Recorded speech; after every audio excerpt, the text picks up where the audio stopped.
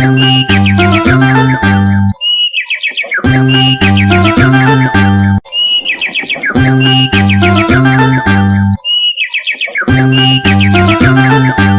शांति छोटे। ओम शांति भैया। भैया आज बाबा की मुरली की शुरुआत मैं बताता हूँ। आज बाबा ने कहा डबल ओम शांति। शिव बाबा कहते हैं और ब्रह्मा दादा भी कहते हैं ओम शांति। तो बाबा ने कहा दोनों का स्वधर्म शांत है ना, इसीलिए शांति धाम में रहने वाला बाप और इस साकार सृष्टि पर आया है। तो बाबा ने हम बच्चों को समझाया कि हम सभी को ओम शांति के अर्थ में रहना है। बाबा ने कहा तुम पढ़ते हो खुदाई स्कूल में, भगवान वाच भगवान तो एक ही है, कोई 10-20 भगवान नहीं है और ना ही हो सकते हैं। बाबा ने कहा जो भी सब धर्म वाले हैं, उनकी जो भी आत्माएं हैं, सबका एक ही बाप है शिव बाबा। प्रजापिता ब्रह्मा है जो मनुष्य सृष्टि स्थापन करते हैं। प्रजा तो जन्म मरण में आती है। तो बाबा ने हम बच्चों को ऐसे समझाया भैया ड्रामा क्या है, ड्रामा को कैसे याद रखना है, सब समझाया। छोटा सा ड्रामा होता है ना, तो बाबा ने कहा कि छोटा सा जो ड्रामा है यह तो बहुत बेहद का ड्रामा है और हमें सत्युग में जाना है। हम बच्चों को बाबा वर्षा दे रहा है, हम बच्चों को प्रॉपर्टी दे रहा है। बाबा ने कहा कि जैसे भक्ति मार्ग में हम सभी दान पुण्य करते थे तो राजाई मिलेगी ऐसा कहते थे ना, तो देखो भैया अभी तो सच में राजाई मिलने वाली है हम बच्चों को। कुछ समझ आया भैया?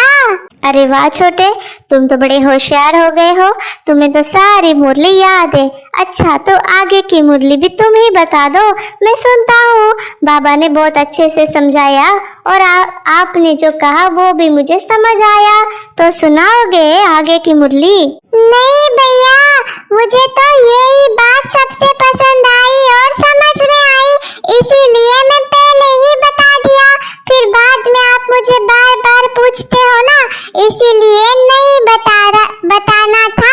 अभी तो आगे आप ही सुनाओ भैया। अच्छा छोटे, कोई बात नहीं, सुनो। आज बाबा ने ये भी कहा कि बाप गुप्त आते हैं, गुप्त ही तुमको ज्ञान दे रहे हैं। दुनिया में कोई भी नहीं जानते, गुप्त है ना बाबा, तो बिल्कुल ही ज्ञान भी गुप्त है तो दान भी गुप्त है। बाप बच्चों को अविनाशी ज्ञान रत्नों का गुप्त दान देते हैं। बाप भी गुप्त है, कोई नहीं जानते। और ब्रह्मा कुमार कुमारियां क्या करते कुछ भी नहीं समझते हैं दुनिया वाले। न कोई लड़ाई है, न बारूद है, ना कोई खर्चा, फिर भी तुम बच्चे विश्व का मालिक बन जाते हो। तो समझ में आया छोटे? यहाँ तो एक छोटा गांव लेने में ही कितने झगड़े मारा मारी चलती है, लेकिन बाबा ने कहा विश्व की बादशाही बिना झगड़े तुमको बाबा शिव बोला भंडारी, कहते ना भर दो झोली, वैसा दे देता है बाबा हम बच्चों को।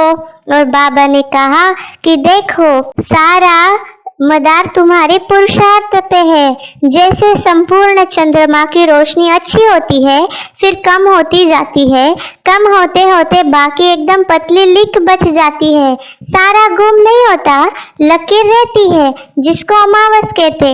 अब तुम्हारी है बेहद की बात, तुम 16 कला संपूर्ण बनते हो। दिखाते हैं कि कृष्ण के मुख में माताएं चंद्रमा देखती है, यह है साक्षात्कार की बातें जिसको समझानी बाप देते हैं। अभी संपूर्ण बनना माया का संपूर्ण ग्रहण लगा हुआ है तो लकीर बचती है। हम सभी बच्चों की पुरुषार्थ की सिर्फ लकीर बची है ना छोटे? तुम्हारा बताओ कैसा पुरुषार्थ है? पूर्ण चंद्रमा की तरह है या सिर्फ लकीर बची है छोटे?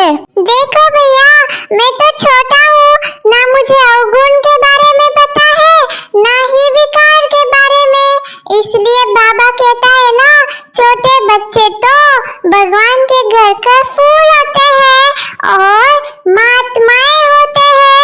मैं तो सच में महात्मा हूँ भैया, बचपन में ज्ञान मिला। मैं तो इतना छोटा हूँ लेकिन फिर भी मैं सारी बातें समझता हूँ, तो मेरे जैसा महात्मा को होगा क्या भैया? मैं तो संपूर्ण चंद्रमा की तरह हूँ, लीक की तरह नहीं हूँ भैया। लेकिन आप है कि मुझे तो ऐसा ही समझते हो। देखना, एक दिन आपको बड़ा पछतावा होगा कि मैं अपने छोटे भाई को ऐसा ही समझता था, लेकिन वो तो कितना महान आत्मा था। हाँ छोटे, मैंने कब मना किया? मैं तो सब पूछ रहा हूँ कि पुरुषार्थ कैसा है। कोई बात नहीं। तो आज बाबा ने ये भी कहा छोटे कि देखो, साहूकार लोगों का पिछाड़ी का पार्ट है, पहले गरीबों की बारी है ना, तुम्हारे पास आप ही आएंगे। दलितों का भी बाबा उद्धार करता है, बिल्ली का भी गायन है। कहते हैं राम ने बिल्ली के बेर खाए। वास्तव में राम भी नहीं है, शिव बाबा भी नहीं है। हाँ, हो सकता है इस ब्रह्मा को खाना पड़े। बिल्ली आदि आएगी, समझो टोली आदि ले आए तो इनकार कैसे कर सकते हैं? बिल्ली गणिकाएं ले आएगी तो तुम भी खाएंगे। शिव बाबा कहते हैं मैं तो नहीं खाऊंगा, मैं तो अभोक्ता हूँ। तुम्हारे पास आएंगे सभी, गवर्नमेंट भी मदद करेगी कि इनको उठाओ, तुमको भी ऑटोमेटिकली प्रेरणा होगी। बाबा गरीब निवाज है, हम गरीबों को समझाते हैं, बिल्लियां भी निकलेंगी। इतना बड़ा झाड़ है, इनमें एक भी देवी देवता का धर्म बचा नहीं है, सब धर्मों को कन्वर्ट कर दिया है। बाबा ने कहा भक्ति करने वाले उनको समझाओ। तुम देख रहे हो सैपलिंग कैसे लगता है, ब्राह्मण कैसे बनते हैं, सूर्यवंशी चंद्रवंशी देवताएं कैसे बनते हैं। तो हम बच्चों को ऐसा बनना है छोटे। समझ में आया हमें क्या बनना है छोटे? हाँ भैया, देखो बाबा क्या कह रहा है। सच में भैया, कोई भी प्यार से चावल मुट्ठी या कोई भी चीज लेकर आता था तो ब्रह्मा बाबा को ही खाना पड़ता था, और ब्रह्मा बाबा तो तुरंत स्वीकार कर लेते थे। तो बात तो सच है, शिव बाबा तो अभोक्ता है, उसको तो शरीर ही नहीं है, वो कैसे खाएगा? लेकिन हाँ भैया, बाबा तो गुप्त है, लेकिन बाबा तो प्यार का सागर है, तो वो नहीं खाता, लेकिन वो स्वीकार करता है भैया, भाषण भी लेता है। ब्रह्मा के शरीर में उपस्थित तो होता है ना भैया, तो ब्रह्मा बाबा के साथ साथ वो भी स्वीकार करता होगा।